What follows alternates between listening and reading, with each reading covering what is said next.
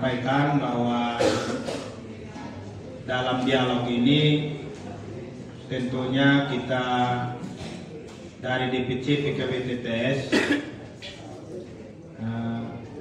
akan mendengarkan sedikit paparan konsep dalam rencana atau yang sudah tertuang dalam visi misi dari Bapak-bapak sebagai calon kepala daerah yang telah mendaftar di PKB, ya, tidak menguraikannya secara detail, tetapi kami dalam posisi kita berdialog, sehingga tentunya kami akan memberikan kesempatan kepada bapak-bapak bakal calon untuk menyampaikan konsep secara garis besar. Dan setelah itu ini kita sistem panel saja. Jadi setelah itu nanti baru kami dari DPC kami bisa ada 1-2 masukan atau mungkin 1-2 hal yang perlu mendapatkan informasi tambahan dari apa yang disampaikan, nanti bisa disampaikan sehingga kita ada pada ya mungkin setelah menyampaikan konsep secara garis besar kita ada pada sisi dialog. Untuk itu, untuk tidak memperpanjang kata, kami langsung berikan kesempatan kepada bapak-bapak bakal calon untuk menyampaikan konsep yang telah tertuang dalam visi misi untuk 5 tahun ke depan. Ini secara garis besar bisa disampaikan. Ketua DPC PKB Kabupaten Timur Tengah Selatan bersama jajaran, dan yang saya hormati Bapak Ketua Des Pilkada dan anggota, Bapak-bapak calon bupati dan wakil bupati yang hadir pada saat ini, dan Bapak Ibu hadirin yang kami hormati dan kami kasihi. Mungkin saya mohon izin langsung saja Bapak Ketua, namun saya mohon ketegasan menyangkut waktu yang kami gunakan sehingga tidak ikut kami punya malam. Karena 6 orang ini bisa kita makan malam di sini juga belum habis. Jadi apakah 15 menit, 20 menit, sehingga kita batasi waktu. 10 menit. Baik, saya mohon izin langsung. Terima kasih atas kesempatan yang diberikan untuk kami bisa menyampaikan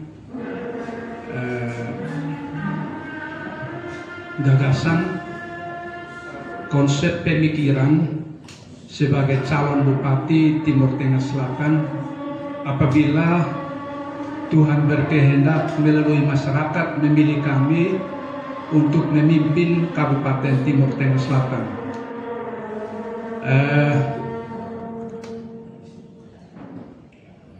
Visi kami adalah terwujudnya Kabupaten Timur Tengah Selatan yang maju, mandiri dalam aspek sumber daya manusia, ekonomi dan infrastruktur. Ya. Mungkin sebelum saya masuk kepada misi, saya jelaskan mengapa gagasan dan konsep pemikiran ini kami ambil sebagai visi di dalam mencalonkan diri sebagai calon bupati Timur Tengah Selatan.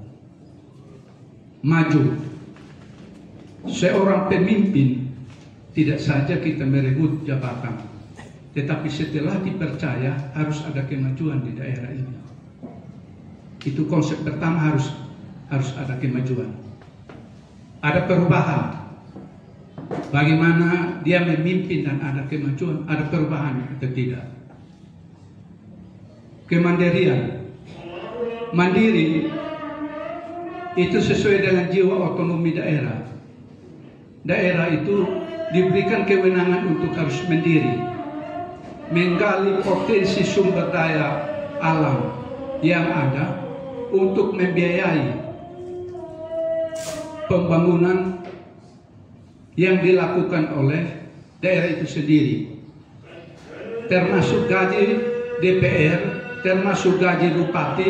Juga kalau PAD itu tidak cukup, maka DPR, bupati, gaji tidak akan dibayar. Itu mandiri, konsep mandiri. Itu sesuai dengan konsep dari Profesor Rias Rasid. Kenapa daerah itu diberikan otonomi mandiri? Karena untuk membiayai diri sendiri. Hal yang berikut, aspek sumber daya manusia. Sumber daya manusia tentu kita melihat bahwa Kabupaten Timur Tengah Selatan ini mengirim tenaga kerja ke luar negeri paling banyak, baik TKI, TKW, hampir semua negara. Dan setiap tahun ada kasus, karena kita punya sumber daya manusia itu rendah, potensi sumber daya alamnya besar, tetapi tidak mampu untuk kelolanya, atau dikembangkannya, maka kita mencari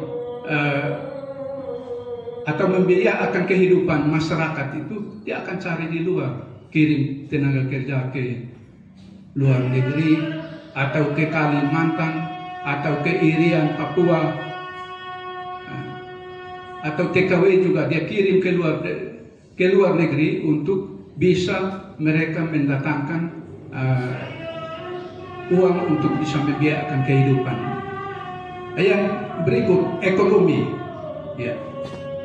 Kenapa di TTS ini dikenal dengan kemiskinan ekstrim? Urutan ketiga tingkat nasional. Kita urutan ketiga termiskin tingkat nasional dari 38 provinsi. Kita urutan 3. Padahal potensi sumber daya alam, sumber daya manusia memungkinkan, tetapi justru tidak dikelola dengan baik. Maka kita anggap itu daerah tidak mampu untuk bisa meningkatkan pendapatan masyarakat, tidak mampu untuk meningkatkan PAD untuk membiayai kebutuhan pembangunan yang ada di daerah ini sendiri. Dan yang terakhir dalam visi adalah infrastruktur. Infrastruktur, kalau kita lihat dari kondisi sekarang, banyak jalan-jalan kabupaten yang tidak bisa dilalui oleh kendaraan, baik beroda 4 maupun roda 2. Karena apa? Karena pemimpin atau yang namanya bupati lebih banyak menghabiskan dana dalam membiayai kebutuhan rutin daripada belanja publik. Dan itu harus ada keberanian untuk mengalokasikan dana lebih besar belanja publik. Kan sekarang ini belanja rutin itu 60%, belanja publik 40%. Bupati harus berani membalik itu, 60 dengan 40. Masyarakat punya harus lebih banyak daripada nanti rutin, sehingga itu bisa terjawab kebutuhan-kebutuhan yang ada di masyarakat. Ya. Jadi itu harus ada keberanian. Kalau kita hanya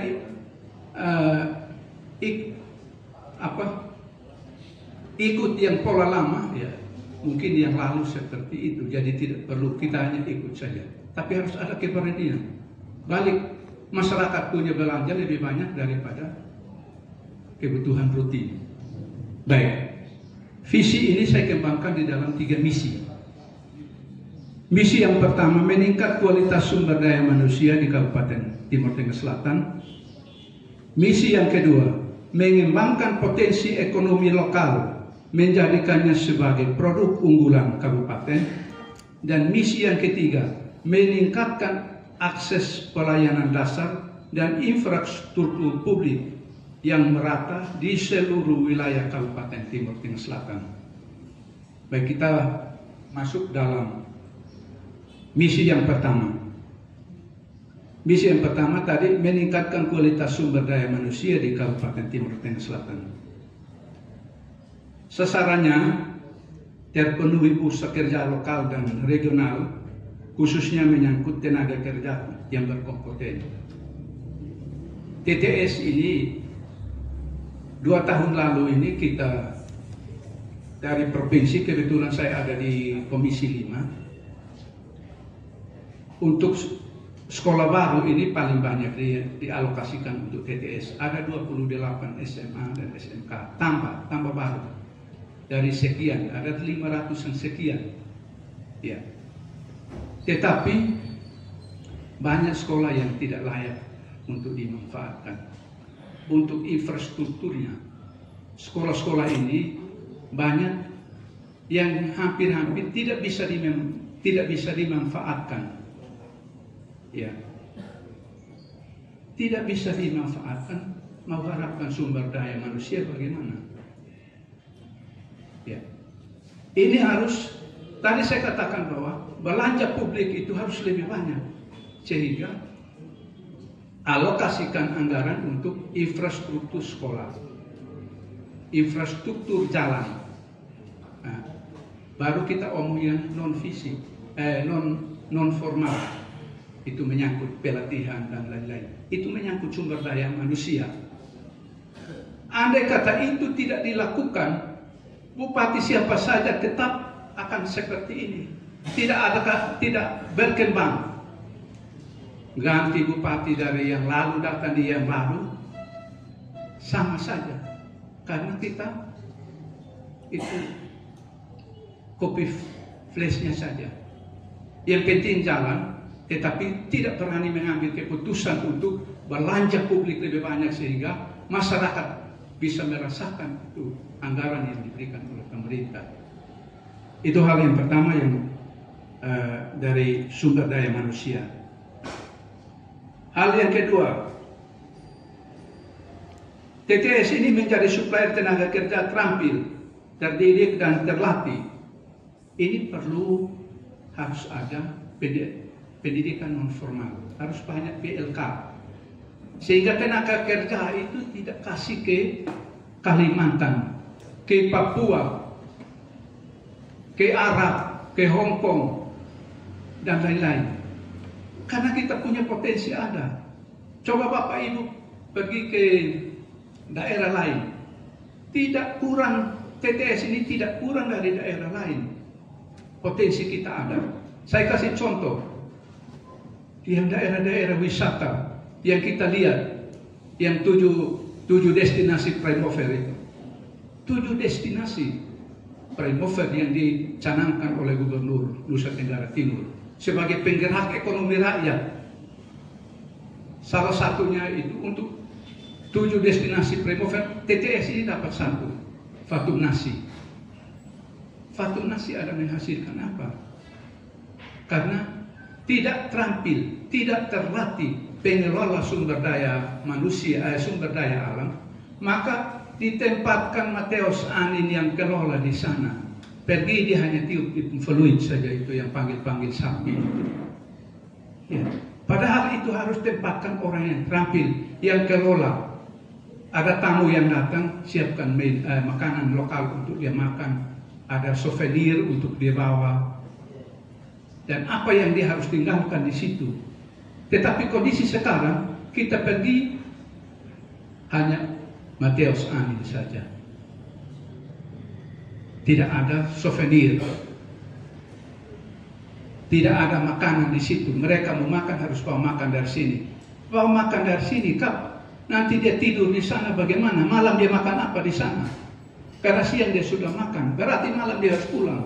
Nah, bagaimana dengan 7 destinasi yang bilang 7 destinasi, Primover 7 destinasi yang ada di NTT termasuk TTS yang anggarannya 2 miliar lebih dikasih untuk mereka kembangkan itu daerah wisata. Itu baru Fatum Nasi. Belum Oetune. Oetune itu tidak ada destinasi yang seindah ini. Saya sudah keliling di Flores. Tidak ada satu destinasi yang sama sama indah seperti di Waitunet. Tapi siapa yang kelola di Waitunet? Ya. Sampai di sana hanya anak-anak yang datang kok. Oh, mau foto. Kalau foto disuruh lompat di pasir, yang gunung pasir itu, kalau dia foto seolah-olah kita melayang di udara. Hanya itu saja. Tetapi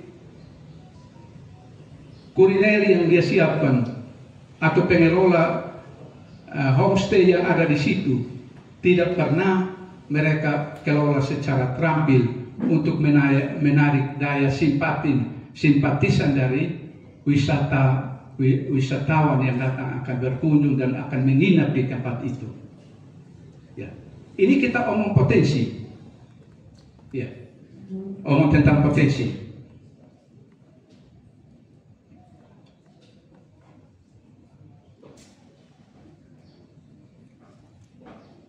Hal yang berikut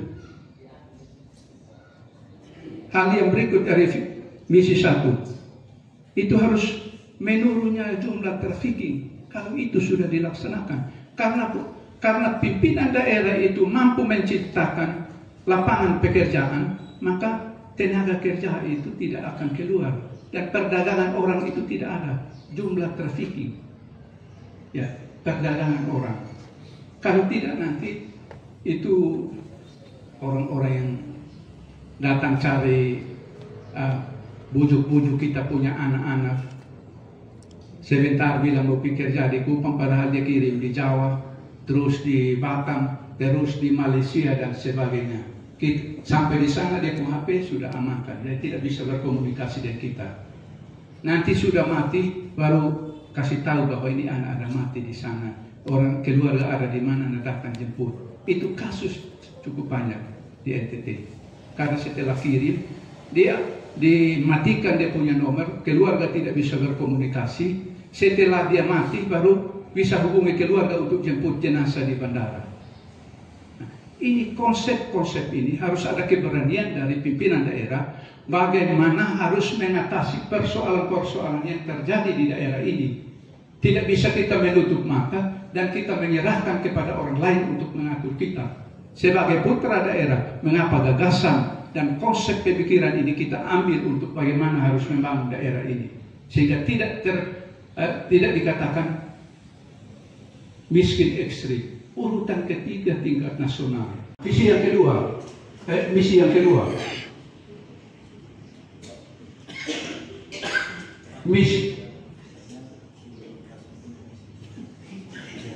cepat.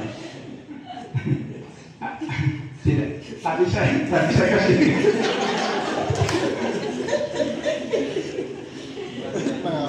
Lalu, misi yang kedua, mengembangkan potensi ekonomi lokal, menjadikan sebagai produk unggulan Kabupaten Timur Tengah Selatan. Mengapa hal ini saya ambil? Ya, karena ini satu tradisi kebiasaan orang TTS ini. Ada potensi unggulan lokal. Saya kasih contoh. Nanti dia punya hasil perkebunan itu berupa pisang. Pisang dia tidak kelola untuk dia bisa mendatangkan uang, tetapi pisang ini dia jual ke pasar. Dia pulang dari pasar, dia beli keripik pisang, tetapi dia beli pisang. Nah, bagaimana harus melatih ini orang-orang ini sehingga dia jangan jual pisang mentah, tetapi dia kelola baru dia jual, sehingga nilai ekonomisnya lebih tinggi. Nah, ini yang dibutuhkan oleh seorang pemimpin, bagaimana menggerakkan ekonomi rakyat dengan produk-produk lokal itu bisa membuat supaya masyarakat itu bisa meningkatkan pendapatan, termasuk juga mendatangkan PAD. Ini tadi Bapak Egi Om dia saya suruh lupa ini. Yang berikut terwujudnya pemanfaatan lahan dan air secara efektif dan efisien. Ya. TTS ini kalau mau lihat daripada lahan kering, tadi malam saya ada baca di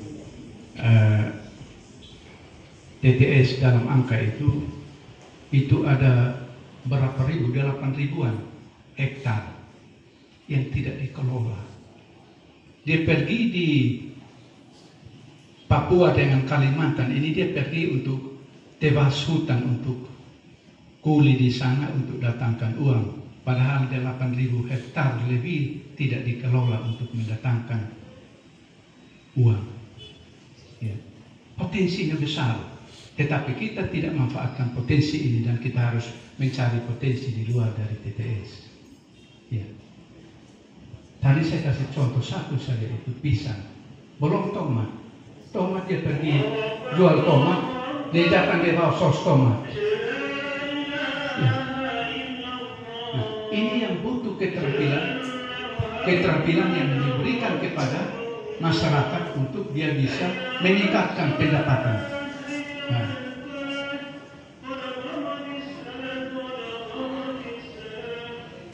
Sasarannya adalah tersedianya komoditas lokal yang unggul dalam jumlah, kualitas, dan harga yang bersaing. Kalau ini kita lakukan betul, maka kita tidak kalah dengan daerah-daerah lain karena ada persaingan. Karena datang di sini ada souvenir, ada makanan-makanan lokal yang mereka ingin untuk mencicipinya, dan mereka pulang juga akan membawa kenang-kenangan berupa souvenir.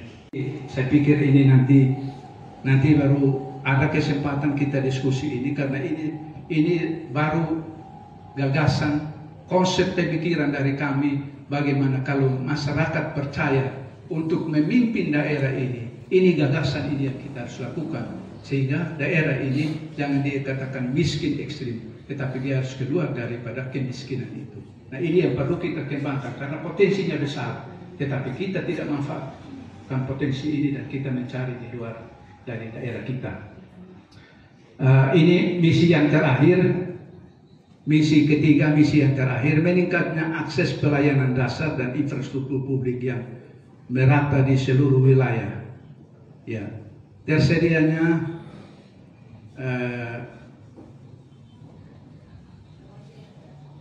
prasarana transportasi yang layak, jalan, jembatan, dan lain-lain. Kalau ini TTS ini, kalau kita punya APBD ini lebih banyak untuk rutin, biaya kebutuhan rutin, sampai ini TTS kapan saja tetap dia akan begini. Karena khusus bayar hanya gaji saja, tetapi masyarakat punya tidak. Nah, terwujudnya peningkatan fasilitas pemerintah, pendidikan, kesehatan, ekonomi, dan infrastruktur jalan. Saya gambarkan sedikit menyangkut infrastruktur pendidikan, tadi saya sudah singgung, kesehatan. Menyangkut pendidikan ini, kebetulan saya di Komisi 5, kami keliling sekolah-sekolah. Setiap sekolah itu guru tetap itu 1. Guru kontra komite bisa 20 lebih. Ya, bagaimana ini guru sekolah ini mau tingkatkan mutu? Karena itu guru komite 1 bulan kasih mereka gaji 200.000.